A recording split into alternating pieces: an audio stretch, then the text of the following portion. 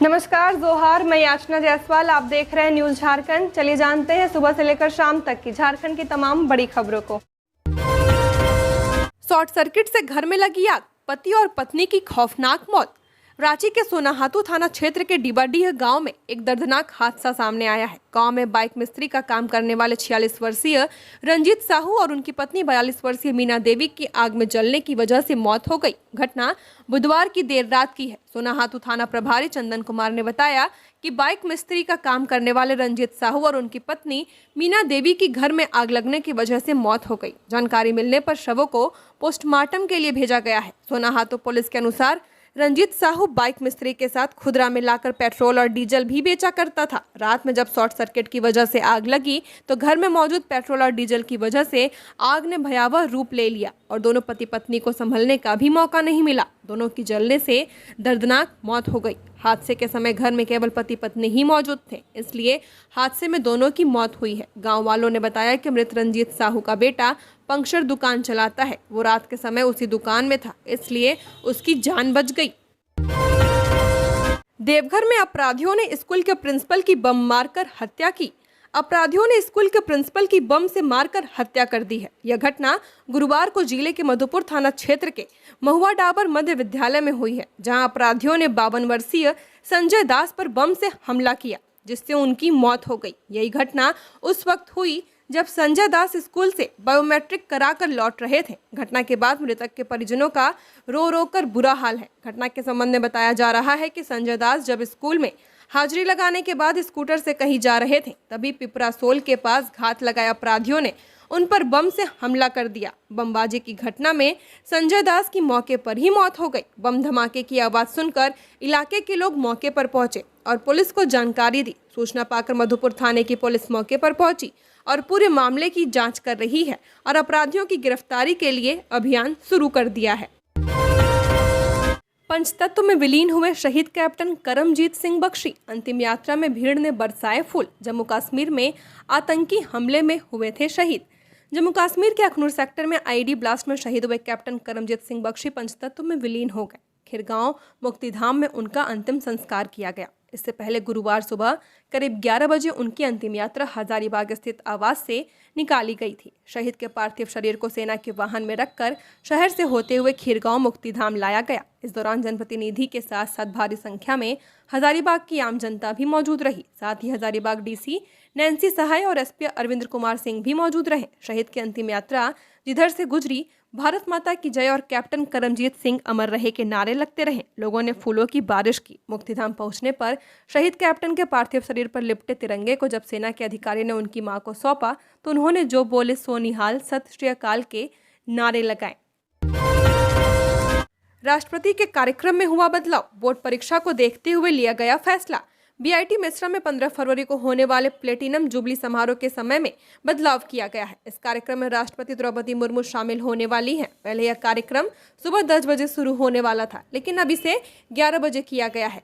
Jharkhand academic council की परीक्षा के कारण यह बदलाव किया गया है। परीक्षा सुबह 9:30 बजे से शुरू होगी। राष्ट्रपति के आगमन पर ट्रैफिक कंट्रोल के लिए बैरिकेडिंग की जाती है, जिससे छात्रों को परीक्षा केंद्र पहुंचने में दिक्कत हो सकती थी। गोड्डा में आदिवासी महिला का रेप, पुलिस ने एक आरोपी को किया गिरफ्तार।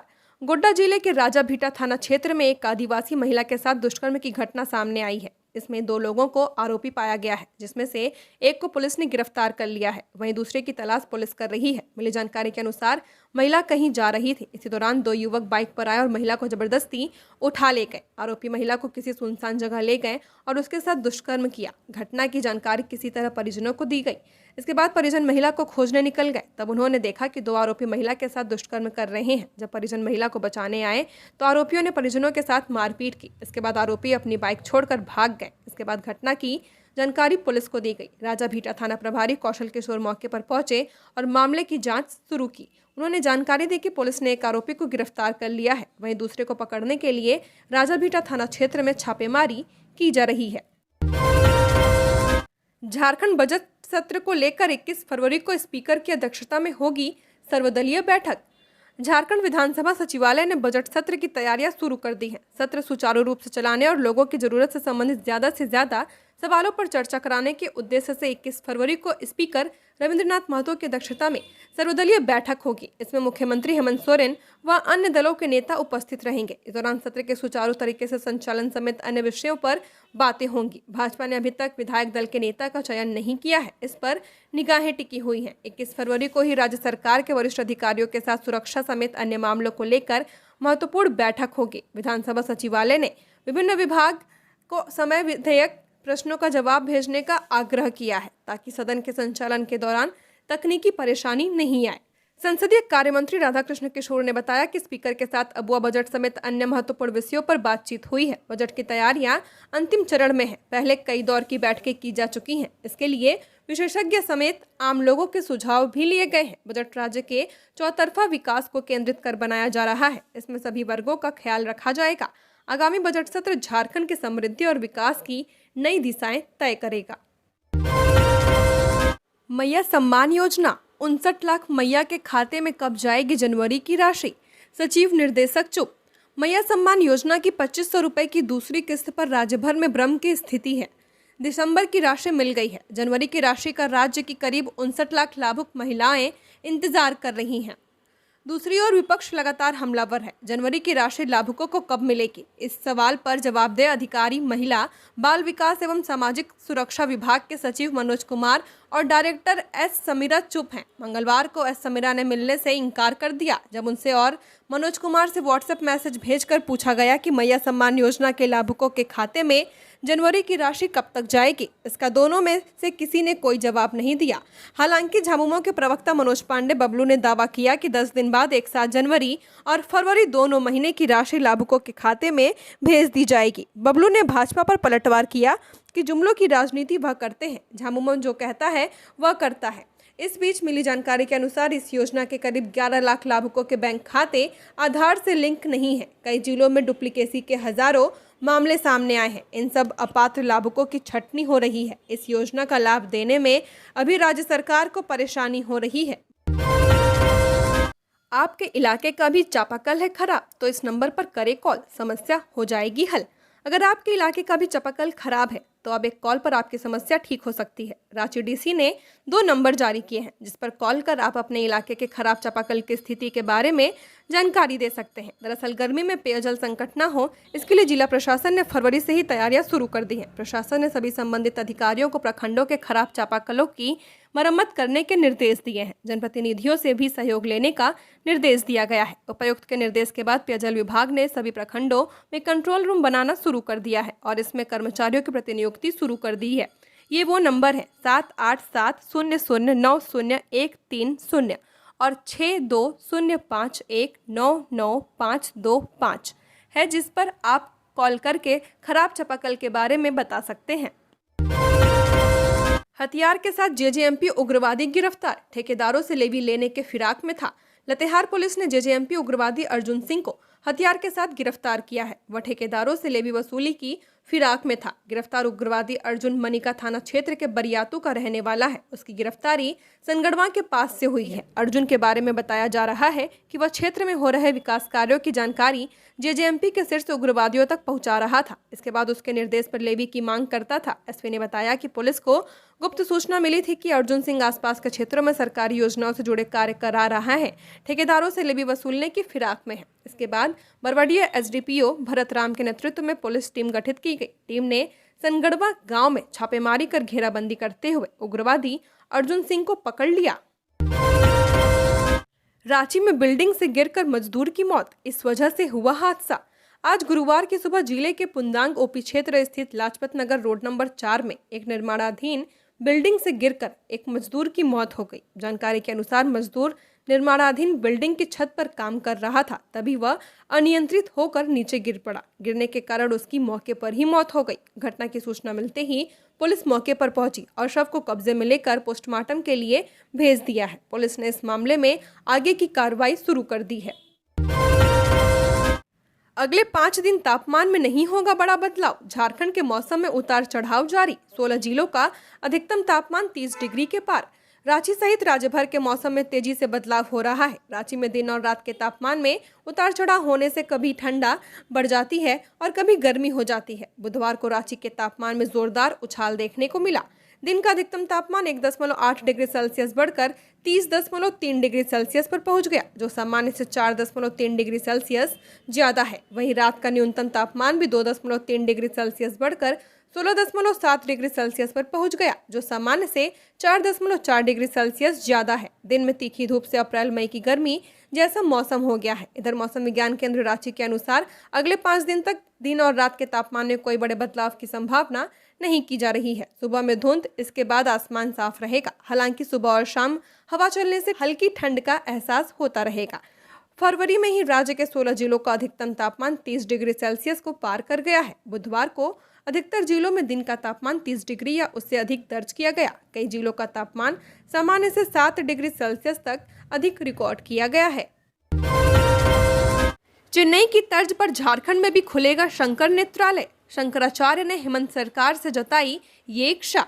रांची कांची पीठ के शंकराचार्य जगत गुरु विजेंद्र सरस्वती स्वामीगल ने चेन्नई के शंकर नेत्रालय की तर्ज पर झारखंड में भी अस्पताल खोलने की इच्छा जताई है। कांची पीठ ने इससे संबंधित प्रस्ताव झारखंड सरकार को भेजा है। इसके लिए रांची के इटकी में 100 बेड का अस्पताल और कॉलेज खोलने के लिए जमीन मांगी गई है। कांची पीठ की ओर से बताया गया है कि CSR फंड से 50 करोड़ की लागत में अस्पताल खोला जाएगा। कांची पीठ की ओर से मुख्यमंत्री हेमंत सोरेन को भेजे गए पत्र में कहा गया है कि वर्ष 2018 से पीठ झारखंड में गरीबों की सेवा के लिए अस्पताल खोलने की इच्छा रखती है, लेकिन इस दिशा में पहल नहीं हो पाई है। कांची पीठ ने इससे संबंधित जानकारी झारखंड धार्मिक न्यास बोर्ड को भी दी है। न्यास बोर्ड से अस्पताल खोलने की दिशा में कार्य करने का आग्रह किया गया है। कांची पीठ की ओर से सरकार को अस्पताल की प्रोजेक्ट रिपोर्ट भी भेजी गई है।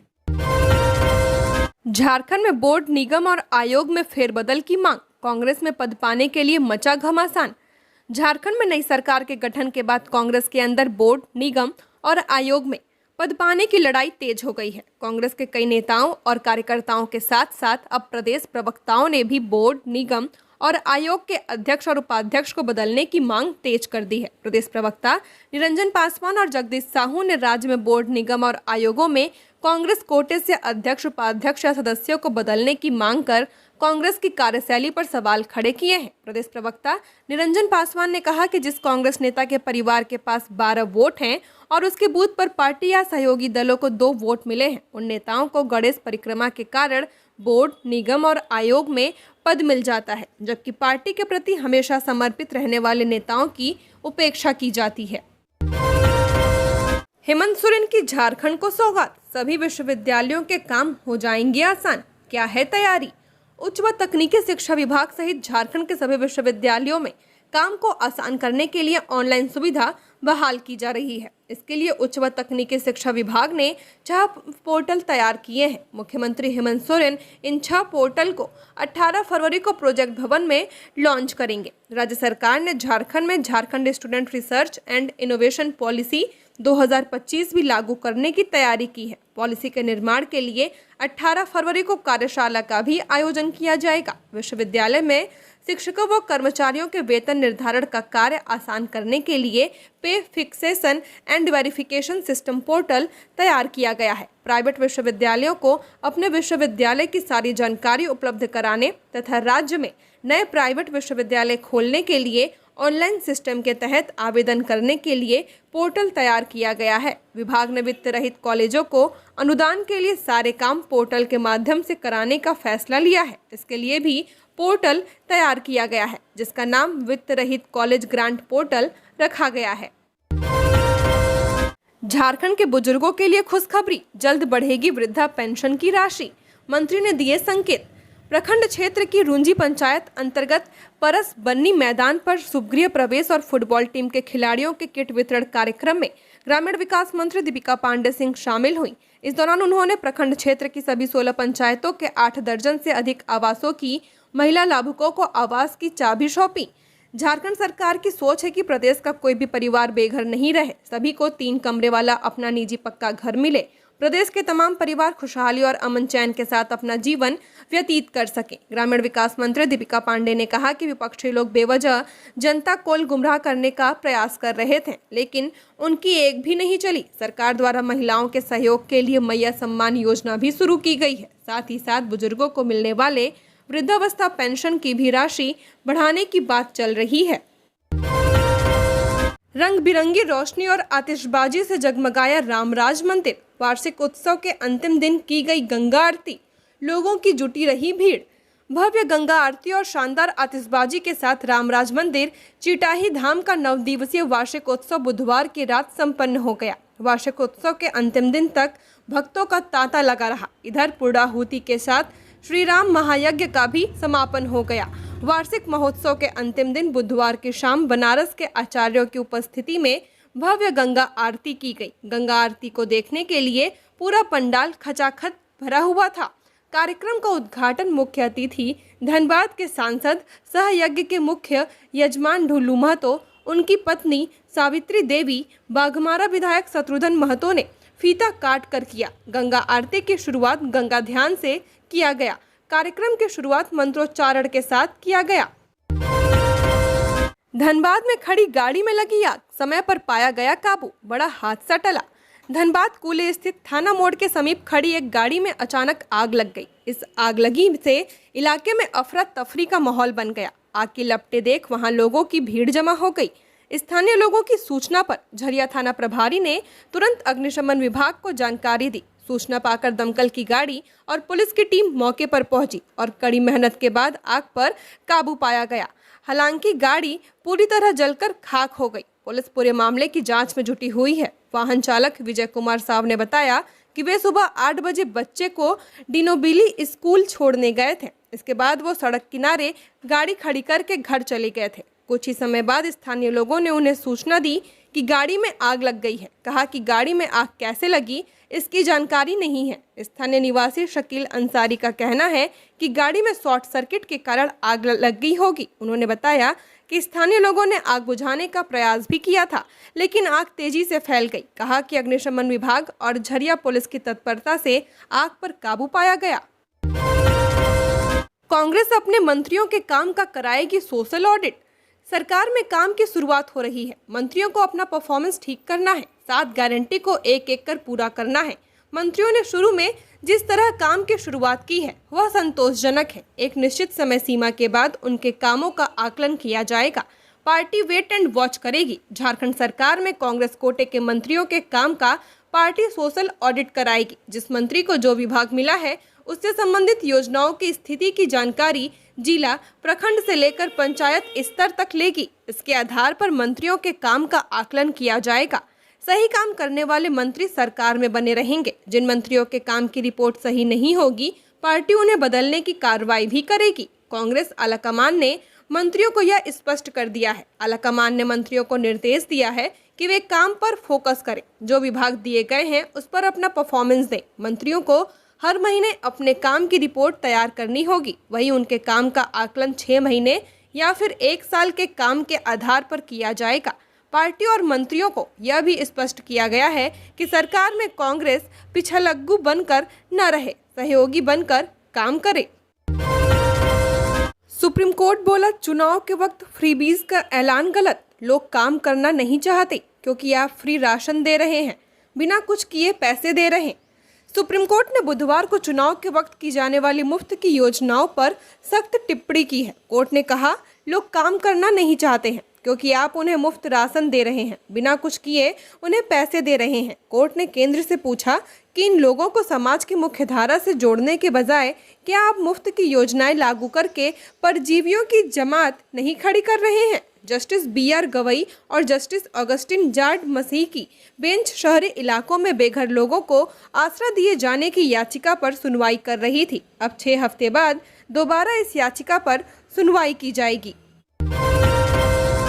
सेहरा सजने वाला था, तिरंगे में लिपट कर लौटे कैप्टन। 2 महीने बाद होनी थी शादी, मंगेतर भी आर्मी में मेडिकल ऑफिसर। अब रह गई कहानियाँ।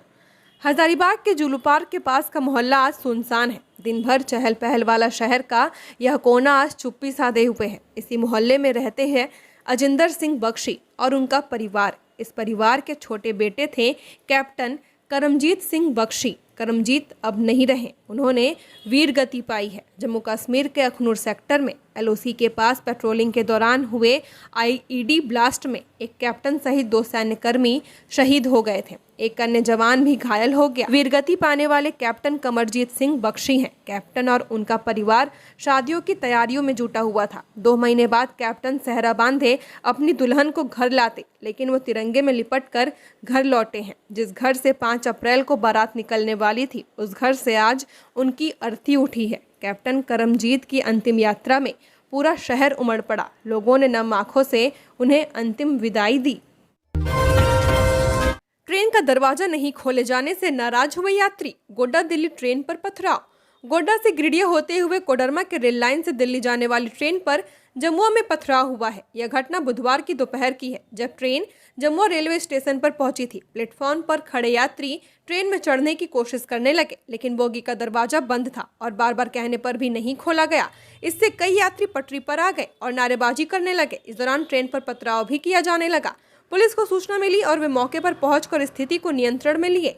जिले के SP डॉक्टर बिमल कुमार को भी मामले की सूचना दी गई। पुलिस ने लोगों को शांत करवाया और इसके बाद ट्रेन खुली। ट्रेन का दरवाजा नहीं खोले जाने से कई वैसे यात्री भी ट्रेन में चढ़ने से वंचित रह गए, जिन्होंने पहले से ही सीट का आरक्षण करवा रखा था। एक अभ्यर्थी ने बताया कि उनकी परीक्षा है और उन्होंने 1.5 माह पहले ही आरक्षण करवा रखा था। इसके बावजूद उन्हें ट्रेन में चढ़ने नहीं दिया गया। इधर कई यात्री प्रयागराज जाने वाले थे, इन्हें भी ट्रेन में जगह नहीं मिली। लोग रेलवे से नाराज दिख रहे थे। पथराव की इस घटना को लेकर रेलवे के अलावा जिला प्रशासन ने भी गंभीरता से लिया है। गिरिडीह के SP डॉक्टर बिमल कुमार ने कहा कि घटना की सूचना पर तुरंत ही जमुआ थाना की पुलिस को भेजा गया है। इसके अलावा RPF भी पहुंच गई है। शबे बारात की छुट्टी 14 को कार्मिक विभाग ने जारी किया संशोधित आदेश। झारखंड सरकार ने शबे बारात पर कल यानी 14 फरवरी को छुट्टी की घोषणा की है। कार्मिक विभाग ने इससे संबंधित आदेश जारी कर दिया है। जारी आदेश में कहा गया है कि 14 अक्टूबर 2024 को जारी अधिसूचना के तहत वर्ष 2025 में विभिन्न पर्वों पर अवसरों पर झारखंड राज्य सरकार के अधीन सभी कार्यालयों के लिए अवकाश घोषित किया गया है। उक्त अधिसूचना में आंशिक संशोधन करते हुए शबे बारात के अवसर पर 14 फरवरी 2025 को कार्यपालक आदेश के तहत अवकाश घोषित किया जाता है। बोकारो मुठभेड़ मामले को CID ने किया टेकओवर। CID ने बोकारो के पेंक नारायणपुर में भाकपा माओवादियों के साथ मुठभेड़ के केस की जांच शुरू कर दी है। 22 जनवरी को पुलिस से माओवादी रणविजय महतो के दस्ते की मुठभेड़ हुई थी। इस दौरान 15 लाख का इनामी रणविजय को पुलिस ने गिरफ्तार किया था। उसकी निशानदेही पर उसकी पत्नी व एरिया कमांडर भांति देवी और मनोज नाम के माओवादी मारे गए थे। पूरे मामले में प्रारंभिक जांच बोकारो पुलिस ने की। वहीं राष्ट्रीय मानवाधिकार आयोग के निर्देश पर पुलिस मुख्यालय ने CID को जांच के निर्देश दिए थे। इसके बाद CID ने केस को टेकओवर कर लिया है। जुगजाहिर थान में गहराया विवाद। CM हेमंत सोरेन पर लगाए गए कई आरोप। राज्यपाल को लिखा गया पत्र।